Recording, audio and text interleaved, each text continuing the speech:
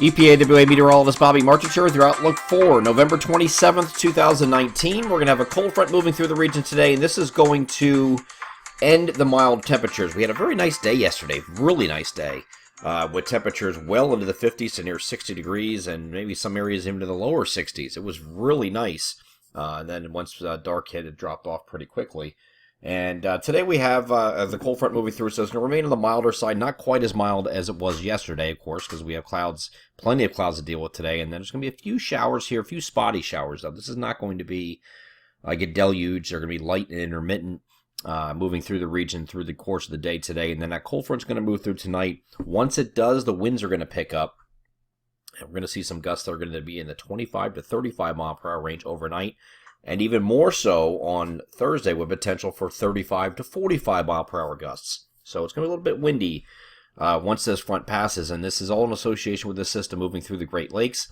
And as we move forward in time here, you can see that cold front moving through overnight. And then we have that cold air advection coming in behind it. So we are cooler, but we are breezy. You can see these isobars right here. These are lines of equal pressure wrapping around this low. These are very close together. And that's what's going to give you your wind, and the difference of pressure between this system here and high pressure moving in behind it will create that gradient. So let's get over the NAM high-res feature simulated radar. I just want to show you what it looks like on the radar today.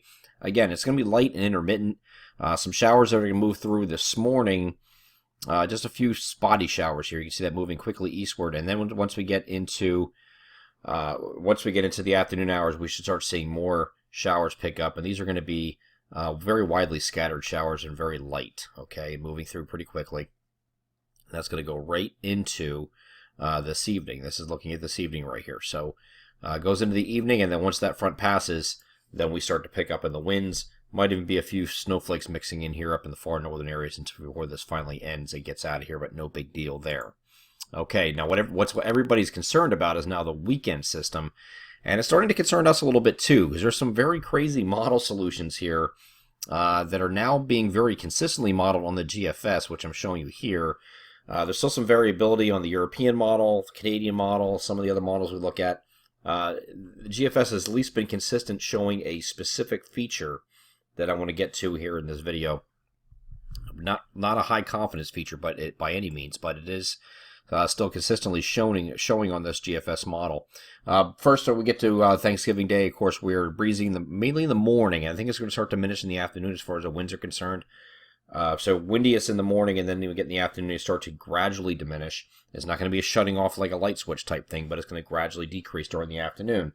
And then we get to partly cloudy skies on Thursday night, and Friday is a mostly sunny day. So for Black Friday shopping, no issues there. Just a little bit chilly. Temperatures in the low to mid 40s for highs, and mostly sunny skies here on Black Friday.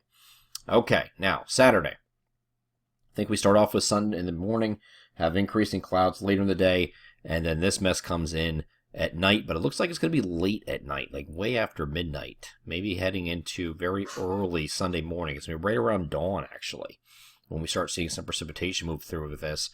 And so this is in association with this low right here. It's a very strong low, again, cutting well to our west.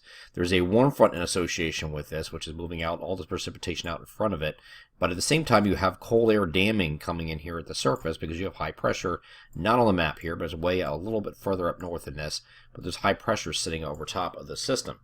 So that provides a cold air damming situation where you have colder air at the surface and you have warmer air aloft trying to push in over the top of the colder air, and then what happens with that is that you get maybe some snow initially, briefly, and then some very minor coatings to an inch or two type stuff. Then it goes over to sleet and then freezing rain. Okay, and eventually we think it's going to turn to rain for most areas. And I'm going to switch over to a precipitation type map here so you get a better idea of what's going on. This is the same timestamp.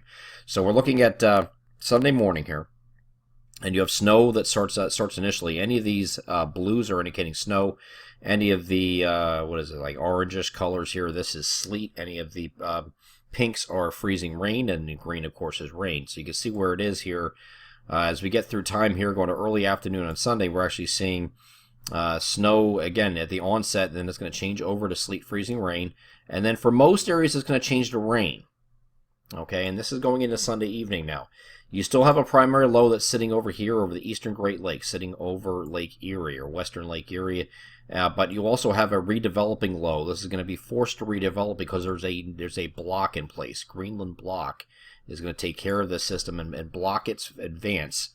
This system's advance from going too far to the north. So it's forced to redevelop a secondary or a coastal storm, and that's right here. Okay? Now, what's interesting with this, and this is a lower confidence part of the forecast. I'm actually very confident that we're going to have that snow to ice to rain scenario that I just described. That's a very probably a moderately high forecast for that. I don't see it just starting and ending as rain. There should be some wintry at the end for just about everywhere, at least initially. It might not last that long, but we're still going to have that at the onset. So the second part here is this low here starts to bomb and moves east of the Delmarva, just like this. We're going to get what's called a cold conveyor belt coming around the outside of the low, where you have colder air starting to wrap around. You have conveyor belt coming in like this, around this low pressure, okay? And you get it's a dynamic cooling process, which allows the upper air temperatures, or the temperatures up in the, when you go up in the atmosphere, are much colder than the surface. So it actually, with heavier precipitation, is able to bring that down to the surface, kind of like we had a couple days ago when we had that snow. I mean, there's some places where we're in the 40s, and then your temperatures drop when it started to snow because it was you got heavier rates and pulled down that cooler air down to the surface. The reasons it's doing that is because you have an upper level low sitting right here. And this is that same, this is early Monday morning, very early Monday morning. You have a big upper level low sitting in here. So this is funneling in your cold air. So if you get any heavier rates wrapping around this low, as this upper level low interacts with the surface low, the low at this point is sitting out here, that with those heavier rates, you can get those colder temperatures aloft to bring the colder air down to the surface, and you have rain changing to snow. So that's the scenario. It is not an impossible thing here. But the GFS has been consistently showing this, and look what it does as you get into Monday morning. It wraps around that snow, and this is called a cold conveyor belt, and just wraps it around like this into eastern Pennsylvania. But if you notice, it's showing here eastern Pennsylvania, parts of New Jersey, northeast PA, snow because it's under the heavy rates. Back here in central PA, it's rain because it is not under the heavier rates. So it's one of those dynamic cooling situations. Very, very high variability in this forecast. And this is not our going forecast yet. There's a very low confidence in this. This is something that's going to be as we get closer to it. It's going to be like more like a Thursday, Friday type thing. Probably Friday before we can start figuring out if this is real or not. If it is, you could have some significant snowfall under this cold conveyor belt band, and it has happened before. Okay, so this is not an impossible situation, especially with this upper level low sitting here. So we're going to continue to monitor this in the next couple days. Looks like this would be changing. If it were to change over, it would be Sunday night into Monday, and you see that cold conveyor belt wrapping around there with that snow before it finally pulls away Monday evening. So this is a little prolonged event here. Okay. So we'll continue to watch this closely, and then once we get past the system, we are partly cloudy here on Tuesday and colder, with temperatures not getting out of the 30s in most locations. So continue to follow us throughout the week. We'll continue to update everything we have. Of course, the My Pocket Meteorologist Premium Form is going to go through a lot more detail than I'm giving you right now. We're doing a lot of speculating in these videos, and I have to speculate because there's really nobody out there that can say with a straight face, this is exactly what's going to happen. I can give you like an if A, then B scenario, but that's it. Okay, so when we go on the premium form, we dissect all the different parts and all the different moving parts and the trends and the models and the model analysis. We go through that in detail in the premium form. If you're not a member of that, I highly recommend that you check that out, because that is something where we interact as the meteorologists on the staff of EPAWA LLC will interact with you and answer any questions you may have directly. I'm EPAWA meteorologist Bobby Martrich. That is your outlook for November 27th, 2019. Have a great Wednesday.